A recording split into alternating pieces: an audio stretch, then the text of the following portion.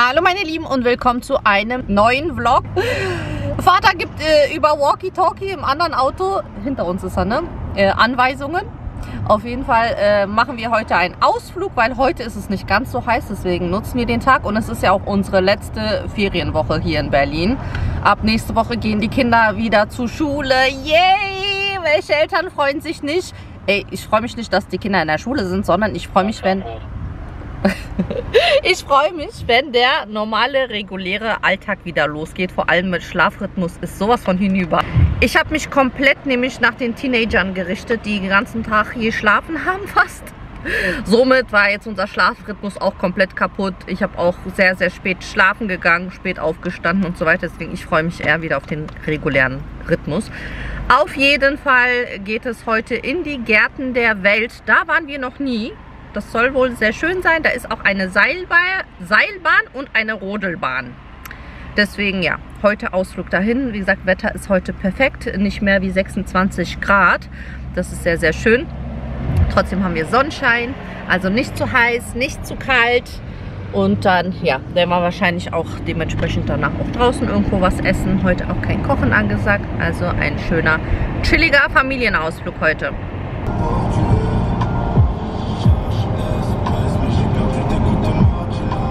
That's the outfits from the kid. Oh, Malik Musa wie immer all in black, man in black. Ahmed mit Khaki, du passt sehr gut zu uns. Du bist black and green. Dann haben wir hier Maria mit dem Zweiteiler, das was wir letzte Woche geshoppt haben, in dunkelblau mit diesen Binden. Sie hat das in so einer Leinenoptik. Das passt ihr sehr gut. Und sie hat genau das in green. Esma hat das, was ich anhabe, in cremefarben mit weiß, sehr schön kombiniert. Das sieht sehr fröhlich, sehr sommerlich aus. Dieses Wickeloberteil hat sie mit einer Jeans kombiniert. Das Wickeloberteil klaue ich dir auch ab und zu. Und jetzt kannst du noch Mutti filmen. Mutti hat nämlich genau dieses Abaya mit meiner Leinhose kombiniert. Schön luftig, locker, fresh. Jetzt gehen wir spazieren. Kinderlein, oh, die sind so begeistert, ne? Jetzt laufen, oh no. Wir laufen jetzt durch die Gärten der Welt. Habt ihr alle euren Schülerausweis? Ja. Gut, weil das ist günstiger, Schüler. Muss man mal Schülerausweis zeigen.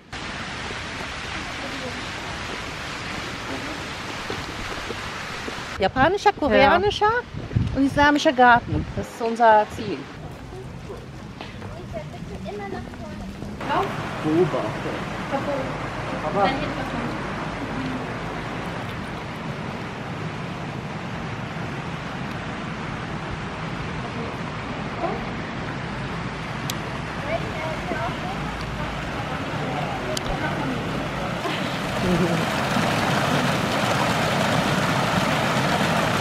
Boah, sieht richtig schön aus.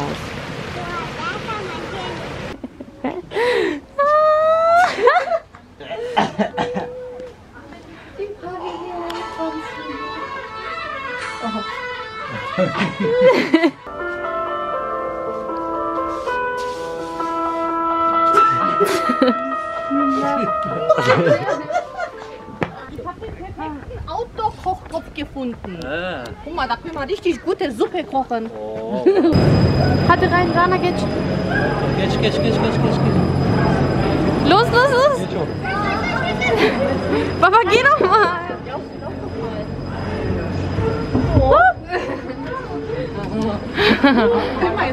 Voll besetzt. Oh, siehst du, wir passen alle in die eine Gondel. Das ist voll gruselig, aber das geht über die Wolken. Ja, genau. Warum sitze ich am Rand? Oh. Hast du Angst, Elsa? Oh. Ich habe jetzt schon Angst.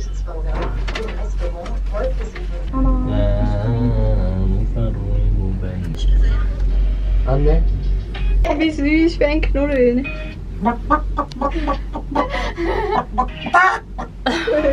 Das sind keine Hühner. Seilbahn war schön. Leider ist die Rodelbahn heute geschlossen. Das war Pech. Eigentlich wollten wir noch die Rodelbahn runterdüsen. Aber dann eben ein andermal.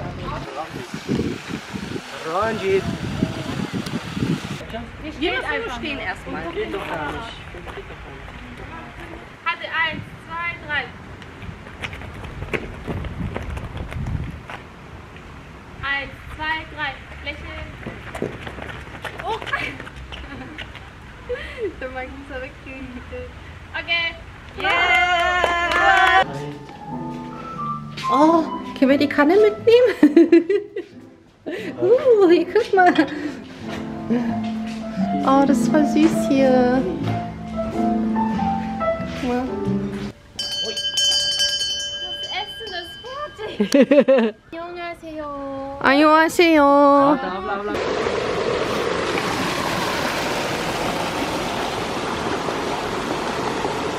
Ist aber schon anstrengend die ganze Zeit, ne? So viel rumzulaufen. Ich habe es eigentlich gewusst. Hier ist so, normalerweise muss man sich so den ganzen Tag Zeit nehmen, Essen, Trinken mitnehmen, ne? Ich wollte eigentlich eine Trinkflasche mitnehmen. Ich habe so, das ist immer so Hektik, wenn wir rausgehen. Es ist immer so zack, zack und noch das machen und dies machen. Ja, und nichts mitgenommen. Wir haben Hunger, aber wir haben eigentlich so das Schönste gesehen, ne? Ja. Ist halt auch nicht so, sage ich jetzt mal, für so Teenager würde ich jetzt sagen, ist halt viel Laufen. Ne? Aber es ist eher so ein bisschen so, ne, für uns Mädels so. Da ist es so, ne, viel Fotos machen von den Blumen und so Dings. So für uns ist es noch mehr so als für die Jungs. Für die ist das zu viel gelaufen. Die wollen lieber vor der Playstation hocken, ne? Ist ja klar. Stimmt. Wo gehen wir essen, Hikmet? Im Rennen. Kotti will ich nicht. Kein Kotti heute. Irgendwo, wo wir in Ruhe sitzen können. Der Strahl könnte ein bisschen höher sein. Aber voll die Wasserverschwendung, ne? Weil das läuft die ganze Zeit. Oh, ihr mit euren Kaugummi. Hier. Atma seid ihr der Evet. Oh mein Gott. Es geht jetzt nach Hause. Ich glaube, ich schaffe es noch zum Sport zu flitschen. Nein. Doch! Heute ist Krafttraining angesagt. Ich habe meinen Rhythmus. 3-mal die Woche Krafttraining. Das hat doch nur bis 21 Uhr auf. Nein, bis 22. Und ich mache nur Krafttraining. Ich mache nicht mein 2-Stunden-Programm, weil ich war gestern gejoggt. Das heißt, ich mache 1 Stunde jetzt nur Krafttraining und kann morgen wieder joggen. Und Mittwoch ist beides, Kraft und Ausdauer. Ich habe meinen Rhythmus. Ich gehe nicht aus meinem Rhythmus. Hier haben wir aus dem Garten die Blätter von der roten Beete und die schmecken super, super lecker. Also die kann man wie Spinat verwenden. Könnte man auch befüllen und Röllchen draus machen zum Beispiel. Aber ich mache das wie Spinat. Ich werde das Ganze jetzt mit Zwiebeln und Knoblauch schön anbraten. Und ihr werdet sehen gleich, was aus diesem Haufen übrig bleibt. Da wird nicht mehr viel übrig bleiben. Glaubt mir auch, das wird schrumpfen. Aber dazu so lecker Joghurt und dann Kartoffelchen. Und das reicht vollkommen super, super lecker. Und so viel ist jetzt übrig geblieben von dem ganzen Spinat. Ja, so ist das halt, ne? Das schrumpft alles. Aber schön mit Zwiebel, Knoblauch, Salz, Pfeffer, ein bisschen Chili, ein bisschen Paprikapulver. Schmeckt das sehr gut. Dazu ein ganzer Topf Kartoffeln und dazu der Gurkensalat. Wie fast jeden Tag. Ich habe aus den Kartoffeln Kartoffelstampf gemacht und dazu noch Spiegeleier für die Proteine und der Gurkensalat. Oh, das ist das beste Kombi. Das ist so lecker. Yum, yum. Es geht weiter in der Küche. Wie ihr seht, wieder alle paar Tage kriege ich hier frisches Gemüse. Ach, das ist wirklich das Allerschönste, wenn ihr die Möglichkeit habt, irgendwo was einzupflanzen. Ist wirklich, ja, es ist wirklich schön und ich weiß jetzt schon, wie traurig ich bin, wenn wir kein Gemüse mehr haben. Vor allem die Tomaten, die schmecken einfach so anders. Danach kann ich kann wirklich keine Tomaten kaufen. Das ist dann so, macht gar keinen Sinn. Auf jeden Fall, ja, wieder eine große Menge Tomaten. Ich glaube, ich mache heute eine Arrabbiata-Soße. Ich muss mal noch gucken. Dann schaut euch mal diese schöne große Aubergine an. Da sind auch noch ein paar mehr im Garten. Die nächsten Tage kann er die auch noch pflücken. Dann hier, das sind wohl sehr, sehr schlimme Chilis. Ich weiß gar nicht, was ich mit sowas anfangen soll. Wenn die so extrem scharf sind, dann kann man die ja kaum verwenden. Weil die müssen wir trocknen lassen oder so und dann Chili-Pulver eher draus machen. Keine Ahnung. Ja, klar, wie immer Gürkchen, die sind ja ganze Zeit da, ohne Ende. Haben wir Gürkchen. Dann eine Zucchini. Da machen wir auch gleich noch was. Und zwar mache ich mir daraus noch mein Frühstück, Brunch, oder mein sehr spätes Frühstück. Zeige ich euch gleich, was ich mir daraus mache. Und dann, ich habe es schon abgewogen, das sind um die 6 Kilo Stangenbohnen. Also da muss ich mich jetzt auch wieder dran machen. Ein Teil einfrieren, ein Teil einlegen und ein Teil kochen. Aber was wir jetzt machen, und zwar teste ich ein neues Rezept aus. Und zwar gibt es voll viele Rezepte mit Bananenbrot. Und ich packe mal erstmal die Sachen hier zur Seite. Ja, Tofu ist wieder am Start, ne? Tofu muss immer zugucken. Und zwar gibt es ja unterschiedliche Rezepte, was so Bananenbrot angeht. Bananenkuchen oder wie man es nennen mag. Da habe ich auch schon unterschiedliche Rezepte so ausprobiert. Und diesmal habe ich eins gefunden. Das ist nämlich ein Proteinbananenbrot. Und ihr wisst, ne, dass ich so ein bisschen proteinreicher esse mittlerweile und so ein bisschen drauf achte.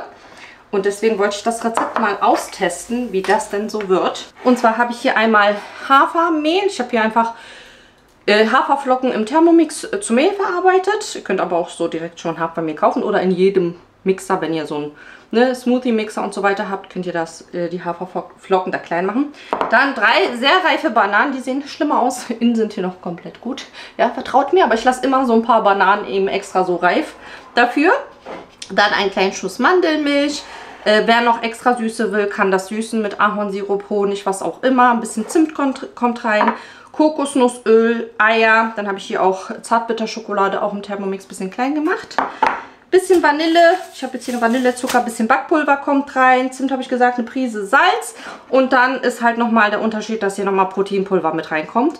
Und ich sehe das voll viele, dass die so mit Proteinpulver backen und so weiter. Deswegen, ja, war ich mal jetzt so gespannt, wie das wird. Ich habe hier nämlich einen Scoop, also immer so ein Löffel, die da immer dabei sind.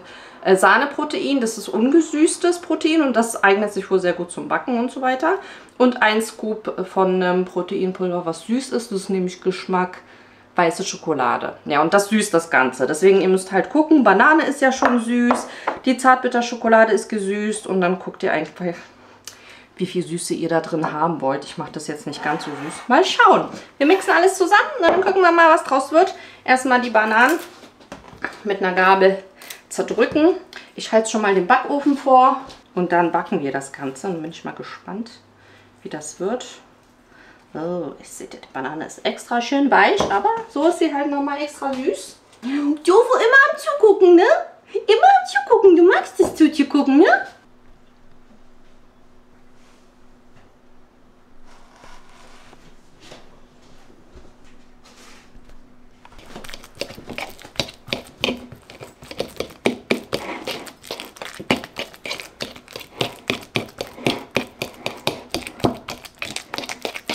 Wir vermischen jetzt erstmal alle flüssigen Zutaten miteinander.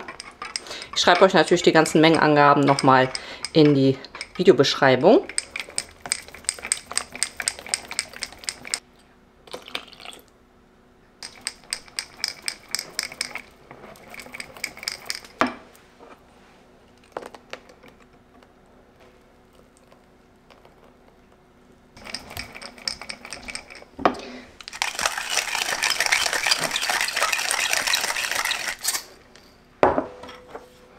Ich mache gerne immer viel Zimt rein. Ihr könnt das machen, wie ihr wollt, aber ich mache das immer viel. Das gibt auch noch mal so Süße. Ich finde, das passt immer richtig gut.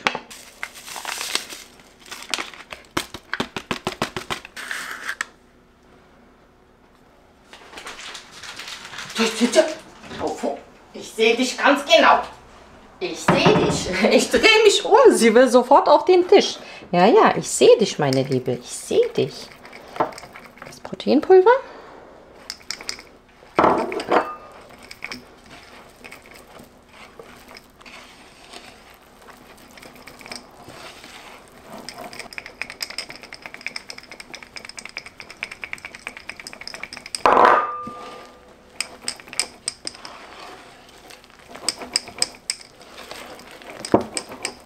Dann die Schokostückchen. Ich lasse einen Teil für oben drauf nochmal.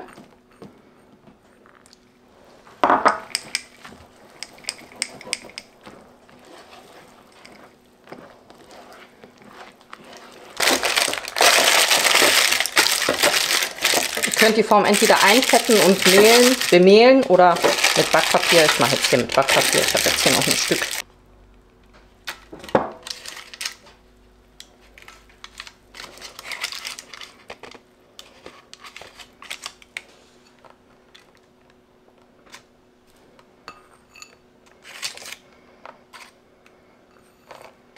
So.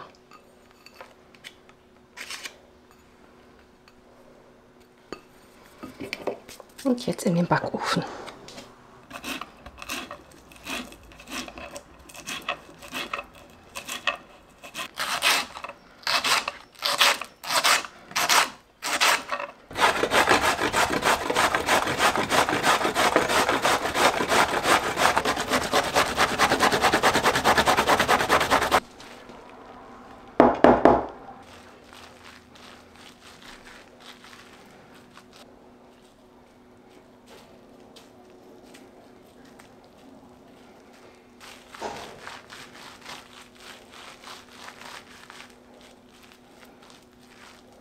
Ich lasse das 5 Minütchen so stehen und dann drücke ich das aus.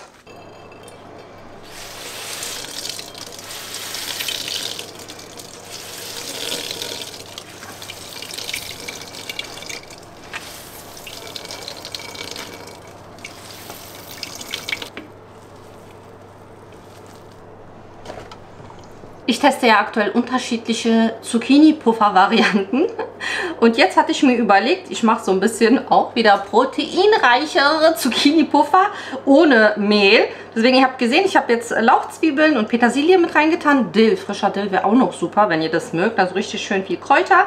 Dann die Zucchini habe ich diesmal extra ausgedrückt. Und dann kommt körniger Frischkäse. Ich versuche mich nämlich an unterschiedlichen Rezepten mit körnigem Frischkäse ran, weil der ist halt High Protein. Aber so ohne nichts schmeckt der nicht so. Deswegen haue ich den auch aktuell in verschiedene Sachen rein. Ihr könntet aber, was auch sehr gut schmeckt, ist Feta-Käse da noch mit reinmachen. Aber ich mache das jetzt so mit dem körnigen Frischkäse. Und dann eigentlich nur noch Salz und Pfeffer. Jetzt nicht mehr so viel Salz, weil ich habe ja die Zucchini auch gesalzen. Aber Pfeffer passt gut dazu. Und das war's auch so. Wer mag, kann auch noch Käse mit dazu machen zum Beispiel. Wie gesagt, entweder Feta-Käse oder auch so geriebenen Käse. Aber ich lasse das jetzt mal einfach so mit der Zucchini, den Eiern und dem körnigen Frischkäse. Und jetzt braten wir das Ganze in der Pfanne mit bisschen Ghee. Und dann bin ich mal gespannt, wie die schmecken. Ist jetzt eine kleine Portion, weil ich teste, ne? Bevor ich so riesen Portionen mache für 10 Personen, teste ich immer erstmal eine kleine Portion. Was ich noch machen wollte, war auch so wie... Letztes Mal hatte ich ja so diese Zucchini-Puffer auf dem Blech im Backofen gemacht.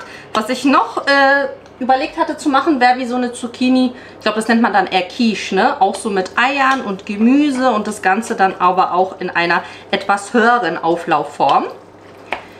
Das teste ich auch noch die Tage. Mal gucken, wie das schmeckt. Weil, wie gesagt, ich muss mir ja mal irgendwas mit den Zucchinis überlegen, ne? So, jetzt wird gebraten.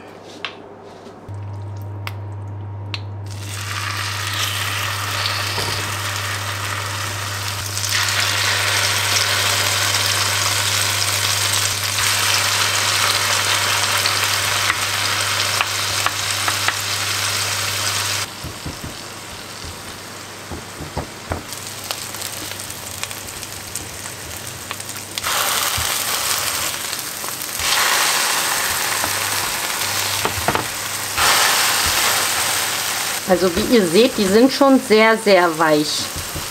Also wenn man das zum Beispiel wieder in den Backofen oder so machen will, wäre das vielleicht ganz gut geeignet. Ich glaube, ich mache jetzt hier nochmal ein bisschen Dinkelmehl mit rein, weil ihr seht ja auch, ne, die Zucchini lässt ja auch immer mehr Flüssigkeit. Ich glaube, die nächsten werden sonst noch weicher. Mache ich jetzt mal so einen Esslöffel Mehl hier nochmal dazu. Dinkelmehl.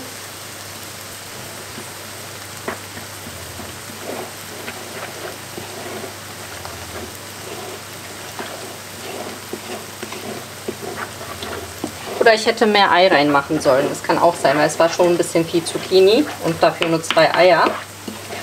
Einfach mal rumtesten, ne? So, das sieht jetzt wieder ein bisschen besser aus.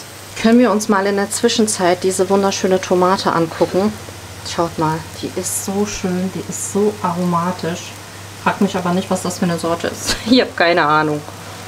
Aber die ist so schön. Ja, jetzt sind sie doch noch schön fest geworden.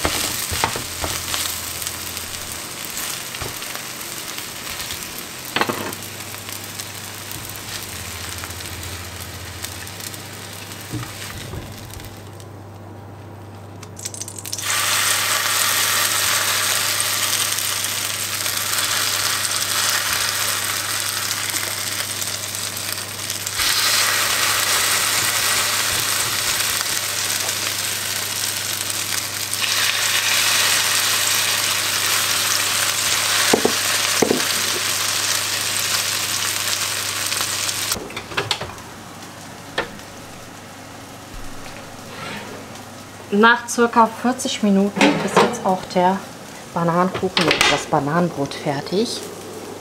Sieht sehr gut aus. Ich glaube, das ist nämlich so richtig, normalerweise viele Bananenbrote sind so sehr, sehr feucht innen. Ich glaube, bei diesem Rezept war das nämlich nicht so. Der sah so richtig schön fest aus, das merkt man auch. Also ich bin gespannt, den lassen wir Kühlen ist halt klein. Ich würde das nächste Mal auf jeden Fall verdoppeln, das Rezept. Ich schreibe es euch so, wie ich es hier gemacht habe, auf jeden Fall in die Videobeschreibung. Aber ich werde es beim nächsten Mal eher verdoppeln, damit das ein bisschen größer ist, ne? Die mit dem Dinkelmehl sind jetzt ein bisschen fester. Ich glaube, die sind besser. Also ein bisschen Mehl muss rein. Die sind jetzt ein bisschen kompakter. Aber ich mache gleich den Geschmackstest, ob es da jetzt einen großen Unterschied gibt. Jetzt probieren wir die Zucchini-Puffer. Ich habe schon die ersten probiert, die ohne das Mehl. Schmecken aber richtig lecker. Also so von dem mit der Petersilie und den Lauchzwiebeln und so. Das ist schon richtig lecker. Ich weiß nicht, ob der körnige Frischkäse auch nochmal so diesen Geschmack dazu beigetragen hat. Also ich finde die richtig, richtig lecker. So sieht das Ganze jetzt aus. Ich esse die am liebsten immer mit Joghurt. Das passt immer richtig, richtig gut dazu. Und jetzt probiere ich die mit dem bisschen Dinkelmehl. Die sind halt ein bisschen stabiler, ist halt besser. Aber geschmacklich finde ich die sogar besser als die letzten.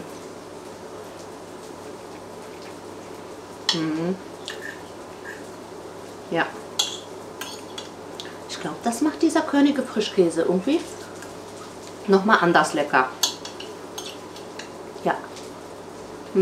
Oh, da stehen ein paar Kinder hinter der Kamera und gucken so.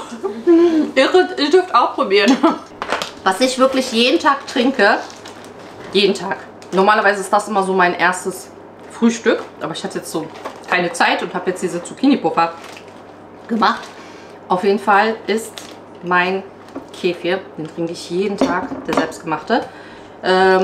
Ich zeige es euch nochmal im nächsten Vlog oder so, wie ich den mache, weil ich öfters gelesen habe, dass noch ein paar danach gefragt haben. Und zwar habe ich hier eine Banane, eine ganze. Dann, ich kaufe immer gefrorene Wildheidelbeeren, also die sind wirklich die besten. Wirklich, dass es nicht Kulturheidelbeeren sind, sondern Wildheidelbeeren, die sind auch so klein.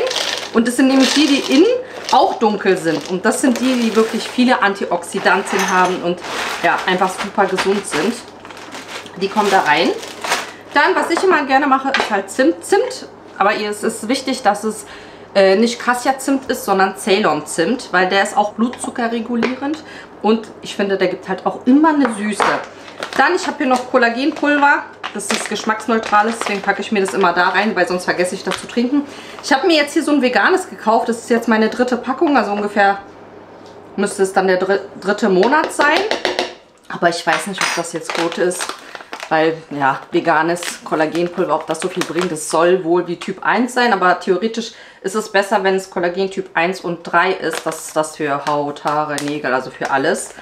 Aber ich glaube, ich hole mir das nächste Fischkollagen, weil die anderen, alles was mit Kollagen ist ja immer, ne, von Tieren. Es gibt ja ganz viel Rinderkollagen, aber bei uns muss es halt Halal sein. Deswegen, ja, falls ihr kennt irgendwie ein Kollagen, was Halal ist, schreibt es gerne auf. Ansonsten, ja, glaube ich, nehme ich mir als nächstes das Fischkollagen. Bin mal gespannt. Dann kommt mein Kefir rauf. Das ist wirklich für den Magen, Verdauung, seit ich das wirklich immer trinke.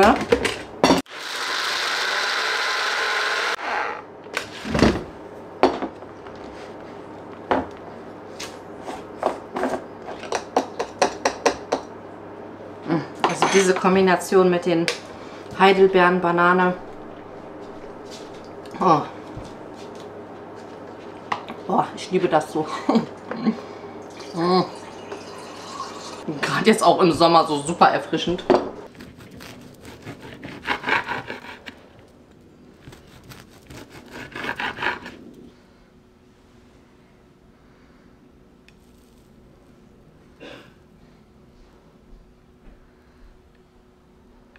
Jetzt probieren wir das Bananenbrot oder Bananenkuchen.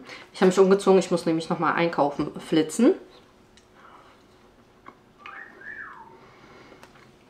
Ich habe schon beim Schneiden gemerkt, ich finde die Konsistenz hier nämlich richtig gut. Die ist so fester. Wisst ihr, was ich meine? Ich weiß nicht, ob es an dem Proteinpulver liegt. Also ihr könnt es natürlich auch ohne das Proteinpulver machen. Macht einfach ein bisschen mehr Haferflockenmehl mit rein. Ich denke, es sollte auch funktionieren. Aber ich weiß nicht, ob es das Proteinpulver ist, was es so macht. Weil die Rezepte, die es sonst so gibt vom Bananenbrot, die sind ja immer so sehr, sage ich jetzt mal, matschig. Nenne ich es jetzt mal so, denn ihr wisst, was ich meine. Das ist innen so fest, aber trotzdem total saftig. Ich finde die Süße genau richtig. Willst du probieren? Ja. Die Süße ist genau richtig, vor allem, weil da auch noch die Schokolade. Also ich denke, das ist bis jetzt so das Beste.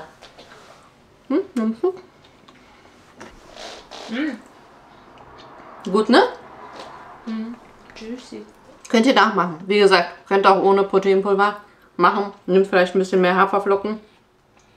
Mehl mit dazu. Oder vielleicht ein Ei mehr. Ich verabschiede mich dann für diese Woche. Nächste Woche steht auf jeden Fall Hochzeit an. Das Cousinchen der Kinder heiratet, also die Cousine. Und ja, müssen wir noch gucken. Ich glaube, ich habe noch nicht ganz alle Outfits zusammen. Wir gucken, ob bei den Jungs. Die hatten wir, wann hatten wir letztes Mal Hochzeit, wo wir waren? Letztes Jahr, ne? Ich weiß nicht, ob die Anzüge der Jungs nochmal passen. Müssen wir mal anprobieren. Jetzt sind die ja gleich lang alle, ne? Ich weiß noch, letztes Jahr und vorletztes Jahr konnte ich noch so machen, dass den Anzug, was Ahmed hatte, dem zwar nicht gepasst hat, aber dafür dann Adem. Aber jetzt sind die Jungs komplett alle gleich lang. Das ist so witzig. Sind alle wirklich gleich groß jetzt. Deswegen, das funktioniert nicht mehr. Ich glaube, die Mädels haben alle Kleider, ne? Wir hatten online ein bisschen was bestellt. Ja, mal kicken. Das gibt es auf jeden Fall nächste Woche. Ich hoffe, das Video hat euch gefallen. Über einen Daumen nach oben freuen wir uns natürlich sehr. Hier könnt ihr den Kanal abonnieren. Hier seht ihr das letzte Video. Und ich hoffe, wir sehen uns nächste Woche wieder. Bis bald.